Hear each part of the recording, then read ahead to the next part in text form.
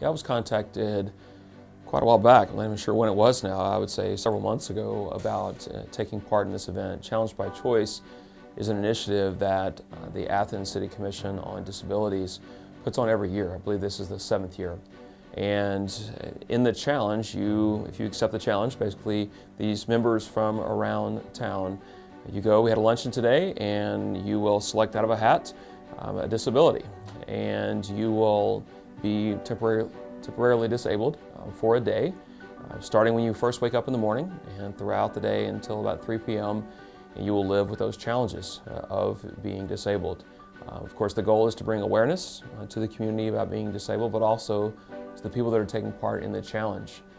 There are a number of people that are in city offices. The mayor is one of the, I believe, 6 or 7 people doing this. A judge in town, the city planner, some other people, mostly the Athens community.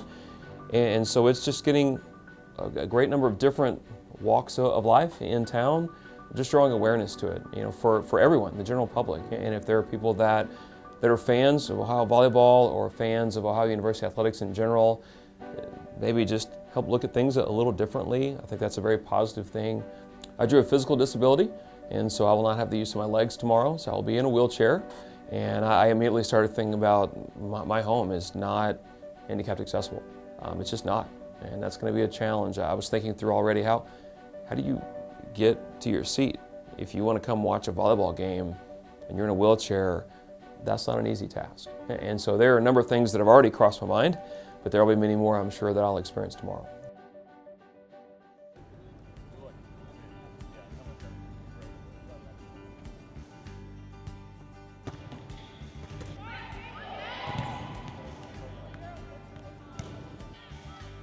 Well, the exercise is called Challenge by Choice, and after doing it for a day, I think that's the right name. Challenge is probably how I would describe the day. I mean, it's just there are things that you take for granted that you don't take for granted anymore, just by looking at things differently. It's a challenge, but it's a good challenge. I mean, it's not just bringing awareness to others, but just bringing awareness to me personally of just the needs of different people around campus that maybe I take for granted. But what I saw definitely come out about myself is I don't like asking for help. And there are times that you have to ask for help, or you're not going to be able to get done what you need to get done in that moment.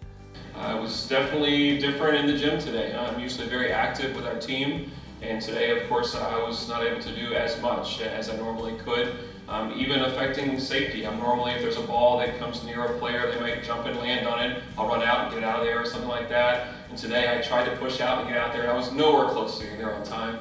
And so it limited some of what I did. I think it's awesome that he's doing this to raise awareness for them, and actually fully doing it, like crawling downstairs and not being able to drive and things like that, because having people close to me, I know some people who are in wheelchairs, and it's really good to see people take awareness for it.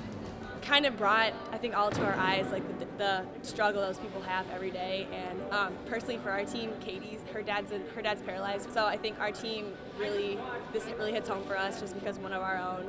We've seen it every day and what she has to go through and what her dad has to go through. So for us, we're there, we understand, and it's just really great that we're doing this to bring other people's attention to it. And it's something it's so inspiring to see people in wheelchairs and how they go through days and every day, and it's just really inspiring to all of us and makes us want to work that much harder, and we really appreciate what kind of gifts that we have. We went over and had lunch at Boyd, and I realized that because I can balance things on my lap, but I can't get a drink because I can't balance that, or I'm going to spill it. And if I hold it in one hand, then I'm going to turn that way. Hold it in this hand, I'm going to turn that way. So either I have to pass it back and forth and do a zigzag back to my chair, or someone has to help me. So again, one of our coaches got that, and I looked around, I thought it affected my food choices. And you just don't think about those things. When you look at people that have a disability, you just think their immediate need, okay, being mobile at that moment. You don't think about the trickle-down effect of that. Part of it is just noticing people around you on campus. Because there's some things you plan in advance, like I started planning my route a little bit differently based on how much the sidewalk was leaning. But you can't control, like today there's student groups here from high schools. You can't control if you're about to cross the road and 60 of them come across.